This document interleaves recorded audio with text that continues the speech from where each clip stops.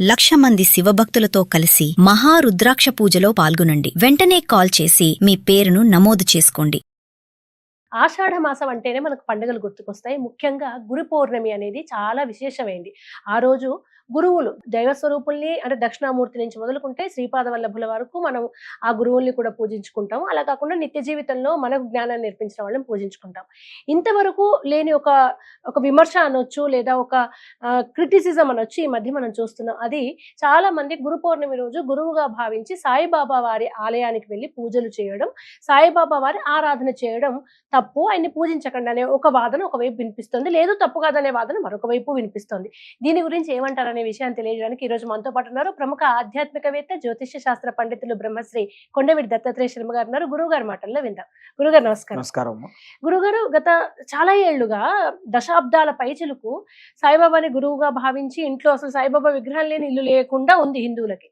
కానీ సాయిబాబాని ఆరాధించడం ఎందుకు, మనకు దక్షిణమూర్తి ఉన్నారు, శ్రీపాద వల్లభులు ఉన్నారు, వీరిని ఆరాధించండి అనే వాదన తెర మీదకి వచ్చింది.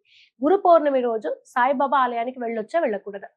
ఇక్కడ గురు పౌర్ణిమ అసలు దాని పేరు వ్యాస పౌర్ణిమ. అసలు వ్యాస పూర్ణిమ.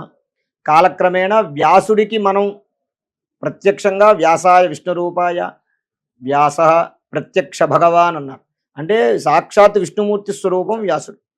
అయితే అటువంటి వ్యాసుడికి సంబంధించినటువంటి దేవాలయాలు ఉండవు ఎక్కడా కూడా, తక్కువ.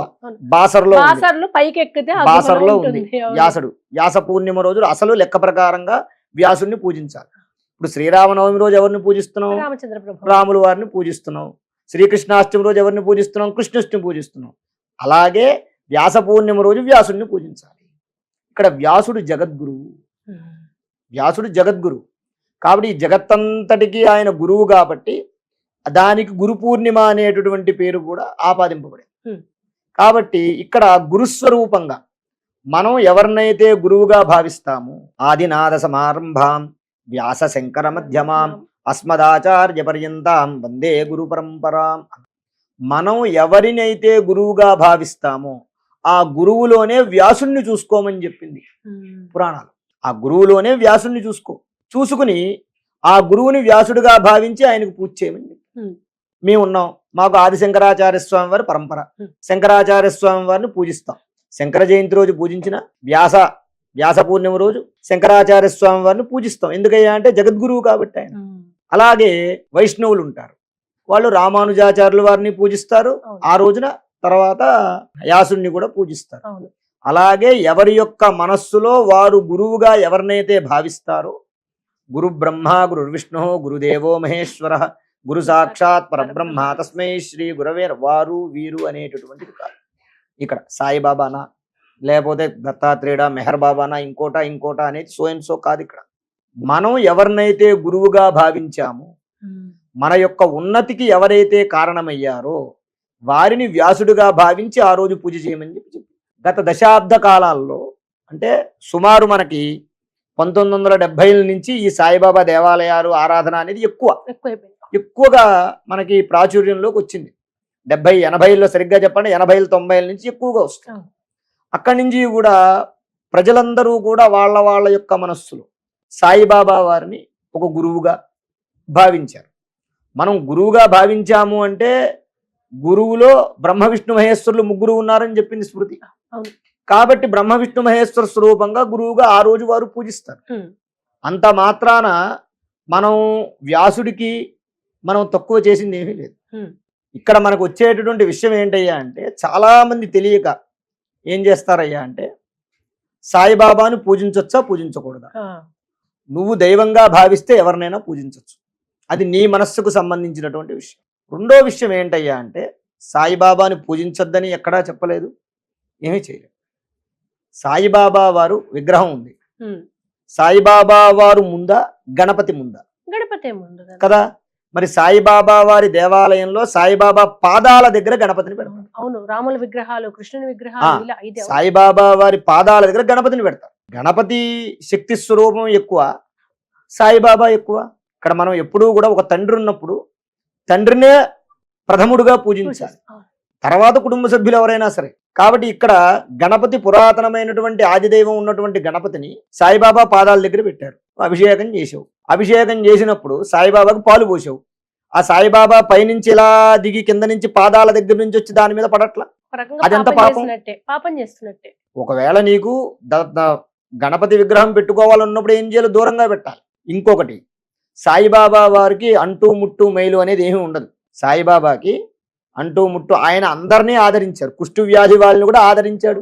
అసలు ఆయన ఈ శాలువలు విగ్రహాలు వద్దని ఆయన చాలా నిరాడంబరమైన జీవితాన్ని బోధించారు. ఆయన అందరినీ ఆదరించారు. కాబట్టి అందరూ కూడా సాయిబాబా దేవాలయానికి వెళతారు, నమస్కారం చేసుకుంటారు, పూజిస్తారు, అన్నీ చేస్తారు. ఇక్కడ నువ్వు ఏమవుతుందంటే వైదికమైనటువంటి గణపతి విగ్రహం పెట్టడం వల్ల ఈ వైదికమైనటువంటి ఈ గణపతికి నువ్వు అవమానకరమైనటువంటి పరిస్థితి తీసుకొస్తున్నావు. అంటే ఇక్కడ నీకేమైపోతుంది, గణపతి యొక్క తత్వం తగ్గిపోతుంది, గణపతి యొక్క శక్తి తగ్గిపోతుంది, గణపతిని నువ్వు కించపరుస్తున్నావు, అవమానించినట్టే. అంతే కదా. ఇప్పుడు ఒక వ్యక్తి ఉన్నాడు, కొడుకున్నాడు, తండ్రి మీద నీళ్లు పోస్తే కొడుకు మీద పోస్తే తప్పు లేదు, కొడుకు మీద నీళ్లు తండ్రి మీద పడితే తప్పు. అలాగా ఈ సాయిబాబా వారి విగ్రహం పెట్టుకున్నప్పుడు మీరు పెట్టుకోవచ్చు, పూజించవచ్చు. మా ఇంట్లో కూడా పటం ఉంది, నేనేమి కాదనట్లేదు, మా అమ్మగారు పూజిస్తారు, ఎవరి మనోభావన వారిది. కానీ నేననేది ఏంటయ్యా అంటే సాయిబాబానే దేవుడు, మిగిలిన వాళ్ళు దేవుళ్ళు కాదు అంట అవివేకం. నచ్చిన దైవాన్ని ఆరాధించవచ్చు, దైవాన్ని కించపరిచేలాగా మాట్లాడకూడదు. ఇప్పుడు మల్లాది చంద్రశేఖర శాస్త్రి గారు వారు చెప్పారు, ఇప్పుడు శాస్త్రంలో ఉందా ప్రామాణికంలో ఉందా అంటే ఎక్కడ కొన్ని విషయాలు శాస్త్రాల్లోనూ ప్రామాణికంలోనూ ఉండవు, అది కేవలం అనుభవపూర్వకంగా తెలుసుకోవాల్సింది. మల్లాది చంద్రశేఖర శాస్త్రి గారు చెప్పారు, దత్తాత్రేయ స్వామి వారి యొక్క అంశ యుగ యుగంలో దశాబ్దానికి ఒకటే, ఒక దశాబ్దానికి ఒకసారి, 2 దశాబ్దాలకో 3 దశాబ్దాలకు ఒకసారి ఒక అంశ జన్మిస్తూ ఉంటుంది, శతాబ్దానికి ఒకసారి, 100 ఏళ్ళకి ఒకసారి జన్మిస్తూ ఉంటుంది. అయితే ఈ కలి ప్రభావంలో ఈ వచ్చేటటువంటి ఈ సమయంలో ఎక్కువ ప్రభావం ఉంటుందని చెప్పి భక్తి, జ్ఞానము, వైరాగ్యము 3 స్వరూపాలలో 3 రూపంలో దత్తాత్రేయ స్వామివారు జన్మించారని చెప్పారు ఆయన. మల్లా చంద్రశేఖర శాస్త్రి గారు ఆయన చెప్పిన మాట, ఇప్పుడు ఆయన తర్వాతే వచ్చిన వాళ్ళేగా వీళ్ళందరూ. ఆయన ఏమి తెలియక ఆయన ఏమి మాట్లాడినటువంటి వారు కాదుగా. మనం ఎప్పుడూ కూడా మనం కించపరచొద్దు, సాయిబాబాని కించపరచొద్దు, ఇంకొకరికి నీ మనస్సు ప్రకారంగా నువ్వు ఎవరిని ఆరాధిస్తావో ఆరాధించు. కానీ అదే దేవుడు, ఇంకా అద్దప్ప ఇంకోటి దేవుడు కాదు, దాని ముందు అన్నీ కూడా చీమతో సమానం అన్నట్టుగా మాట్లాడితే ఏమవుతుందయ్యా అంటే అప్పుడు విద్వేషాలు మొదలవుతాయి. అసలు ఈ విద్వేషం ఎక్కడి నుంచి వచ్చింది? ఇప్పటిదాకా లేదు ఈ విద్వేషం ఎక్కడి నుంచి వచ్చిందయ్యా అంటే సనాతనమైనటువంటి హిందూ ధర్మాన్ని దెబ్బతీయడానికి కొంతమంది కావాలని, అంటే వారి యొక్క పదవుల కోసము ఇంకోటో ఆశించి, వారి యొక్క స్వార్థ చింతనతోటి ఆశించి ఈ సనాతనమైన హిందూ ధర్మాన్ని చీలికలు చెయ్యాలనేటటువంటి సంకల్పంతో ఎంచుకున్నటువంటి మార్గంలో మొట్టమొదటి మార్గం ఏంటి? చీలికలు చేయాలని శైవులకి వైష్ణవులకి గొడవ, శైవులకి వైష్ణవులకి గొడవ. తర్వాత దాన్ని ఎలాగో ఏమీ చేయలేమనుకుంటున్నారు, దాన్ని ఎలాగో ఏమీ చేయలేరు, ఎప్పటికాలమైనా అందరూ కలిసి ఉండాల్సిందే. ఇటువంటి మతపరమైనటువంటి విద్వేషాలు రేకెత్తించి హిందూ ధర్మాన్ని దెబ్బతీయాలనేటటువంటి ఆలోచన ఎదురుండదు, కేవలం హిందూ ధర్మాన్ని దెబ్బతీయడం గురించే. కాబట్టి నేను చెప్పేది ఏంటయ్యా అంటే సాయిబాబా దేవుడు కాదు అనే వాళ్ళకి చెప్తున్నాను, సాయిబాబా దేవుడు అనే వాళ్ళకి చెప్తున్నాను. దేవుడు కాదు అనేవాళ్ళు మీరు ఆరాధించకండి, అంతే. మీ ఇంట్లో ఫోటోలు ఉంటే తీసి బయటపడేయండి, మీ ఇంట్లో విగ్రహాలు ఉంటే తీసి బయటపడేయండి, కానీ మీరు బయట ఇష్టం వచ్చినట్టు మాట్లాడకండి. ఎందుకు అనంటే ఈ సాయిబాబా వారి యొక్క విషయం ఏమవుతుందయ్యా అంటే అంతరాళాల్లోకి వెళ్ళిపోయింది జనాల్లో. ఎందుకంటే మెజారిటీ హిందువులందరూ ఆరాధిస్తూ ఉంటారు. ఇప్పుడు వాళ్ళు హిందూ మతం నుంచి ఇప్పుడు 2 గ్రూపులుగా విడిపోవడం ఒకటి, రేపటి రోజున హిందూ మతం చాలా దెబ్బతింటుంది. దానికి ప్రత్యక్ష కారకులు వీళ్ళే అవుతారు. అంటే ఎవరైతే ఉన్నాడని లేడని, ఎవరైతే అది నిజము అనే ఒకళ్ళు, అబద్ధం అని ఒకళ్ళు ఎవరైతే కొట్టుకుంటున్నారో వాళ్లే కారణం అవుతారు. రేపొద్దున వాళ్లే ఇబ్బంది పడతారు. దీనివల్ల వాళ్ళు ఇబ్బంది పడతారు, వాళ్ళ పిల్లలు ఇబ్బంది పడతారు. ఇంకోటి ఏంటయ్యా అంటే ఈ భక్తి జ్ఞాన వైరాగ్యాలలో 3 స్వరూపాలతో దత్తాత్రేయుడు ఉద్భవించాడని చెప్పారు మల్లాది చంద్రశేఖర శాస్త్రి గారు. జ్ఞాన రూపంలో ఉద్భవించిన వారు ఎవరయ్యా అంటే వాసుదేవానంద సరస్వతి స్వామి వారు, తింబే స్వామి వారు అంటారు. రెండోది వైరాగ్య రూపంలో ఉద్భవించింది గజానన్ మహారాజు గారు, అంటే మహారాష్ట్రలోని గజానన్ మహారాజు గారు. ఇప్పటికీ కూడా ఆశ్రమం, చాలా పెద్ద ఆశ్రమం. అలాగే మూడోది భక్తి స్వరూపంలో ఉద్భవించింది ఎవరయ్యా అంటే షిరిడి సాయిబాబా వారు అని చెప్పి. ఈ ముగ్గురు కూడా అంటే దత్తాత్రేయుడు యొక్క భక్తి, జ్ఞానము, వైరాగ్యం ఈ మూడిటికి స్పెషలిస్ట్ దత్తాత్రేయుడు అనమాట. ఈ మూడిటికి కూడా ఈ 3 స్వరూపాలలో ఈ ముగ్గురుగా ఉద్భవించారు, ఒక ఏకకాలంలో ఉద్భవించారు అని చెప్పారు. మరి ఆయన చెప్పిన మాట మనం తప్పు పట్టలేంగా. కాబట్టి నేను అనేది ఏంటంటే అది వాస్తవమా? ఇప్పుడు మహానుభావులు అండి కదా, సాయిబాబా వారు మహానుభావుడు, ఖండయోగ సాధన చేశారు ఎంతో మందికి. అప్పుడు ఒక విషయం ఏంటయ్యా అంటే షిరిడీ సంస్థానం తిందో లేకపోతే ఇంకొకరికి పెట్టిందో అనవసరం. సాయిబాబా వారు ఎప్పుడూ కూడా బంగారపు గడియాలు, బంగారపు టోపీలు పెట్టుకునే తిరగలేదుగా, చిరిగిపోయిన గోచిగుడ్డ కట్టుకునే తిరిగాడుగా ఆయన.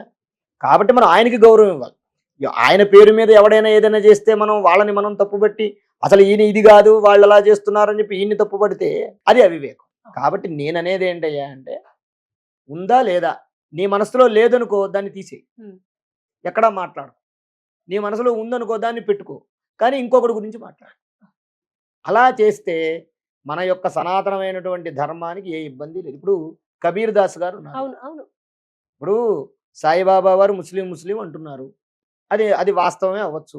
అసలు ఆయన జననం ఏంటో ఎవరికి తెలియదు. ఆయన జననం ఒకళ్ళు బ్రాహ్మలు అంటారు, ఒకళ్ళేమో ముస్లిం అంటారు, కానీ ఆయన జననం ఎవరికి తెలియదు. కానీ కబీర్ దాస్ గారు ఎవరు? ముస్లిమే కదా. రామనామ జపం చేయలేదు, సాక్షాత్తు రాముడే సాక్షాత్కరించలేదు. మరి అంతటి మహానుభావుడి గురించి ఎందుకు మాట్లాడలేదు వీళ్ళు? అంటే కబీర్ దాస్ గారి శిష్యులు ఎప్పుడూ కూడా మా కబీర్ దాస్ గారే గొప్పవారు అనలేదు, రాములు వారు గొప్పవారు అన్నారు. అంటే కబీరు ఎవరినైతే ఆరాధన చేశారో వారు గొప్పవారు అన్నారు. ఇక్కడ ఏమవుతుంది, ఈ షిరిడీ సాయిబాబా భక్తులు ఏం చేస్తున్నారయ్యా అంటే మిగిలిన దేవతలందరినీ పక్కకు పెట్టేసి, ఆరాధన చేయాల్సిన దేవతలందరినీ పక్కకు పెట్టేసి సాయిబాబాని ప్రప్రధానంగా చేయడం వల్ల ఇక్కడ ఏమవుతుందయ్యా అంటే ఎప్పుడైనా సరే ధర్మగ్లాని కలగకూడదు. అది పొరపాటు. ఇప్పుడు మాతృదేవో భవ, పితృదేవో భవ, ఆచార్యదేవో భవ అన్నావు, అతిథి దేవో భవ అన్నావు, మాతృదేవో భవ పితృదేవో భవ అన్నావు కదా అని చెప్పేసి తల్లిదండ్రుల్ని ఆరాధించకుండా ముందు అతిథి దేవో భవ అని చెప్పి అతిథిని తీసుకొచ్చి కూర్చోబెడితే ఎట్లా? జగతః పితరౌ వందే పార్వతీ పరమేశ్వరు. ముందు పార్వతీ పరమేశ్వరుల్ని ఆరాధన చేయి, లక్ష్మీనారాయణుల ఆరాధన చేయి, సీతారాములను ఆరాధన చేయి. తర్వాత నీకు ఇష్టదైవం కాబట్టి ఆయన దైవమో లేదా గురువుగా భావించావో దైవంగా భావిస్తావు, ఆయన ఆరాధన చేయి. గురు చరిత్ర చదవండి, కానీ దానికి ముందు భగవద్గీత కూడా చదవండి. అది నేను అనేది ఏంటంటే దాని గురించినటువంటి ఈ వ్యాఖ్యలు ఇవన్నీ కూడా రేపటి రోజున హిందూ ధర్మాన్ని నాశనం చేసేవవుతాయి తప్ప దానికి కారకులం మనమే అవుతాం. దీన్ని పట్టుకుని 10 మంది ఇంకా దీన్ని చీలగొట్టాలనేటటువంటి చేస్తూ ఉంటారు. కాబట్టి అటువంటి విషయాలలో జాగ్రత్తగా ఉండి హిందూ ధర్మాన్ని కాపాడమని అందరినీ కోరుతున్నాను. ధన్యవాదాలు గురువుగారు. శ్రీ మహాగణాధిపతయే నమః. ఆరోగ్యము, ఐశ్వర్యము, ఆనందము, ఆర్థిక లాభం ఇవన్నీ కలగాలంటే ఆగస్టు 11వ తారీఖు మంగళవారం రోజున మేము నిర్వహించేటటువంటి 1,00,000 రుద్రాక్షల పూజలో పాల్గొనండి. పరమేశ్వరుడి యొక్క అనుగ్రహం వల్ల సర్వ విధములైనటువంటి కష్టాలు నివారణమై ఐశ్వర్యాలు కలుగుతాయి. 1,00,000 రుద్రాక్ష పూజలో పాల్గొనేటటువంటి వారు స్క్రీన్ మీద స్క్రోల్ అవుతున్నటువంటి నంబర్లకు కాల్ చేసి రిజిస్ట్రేషన్ చేసుకోగలరు.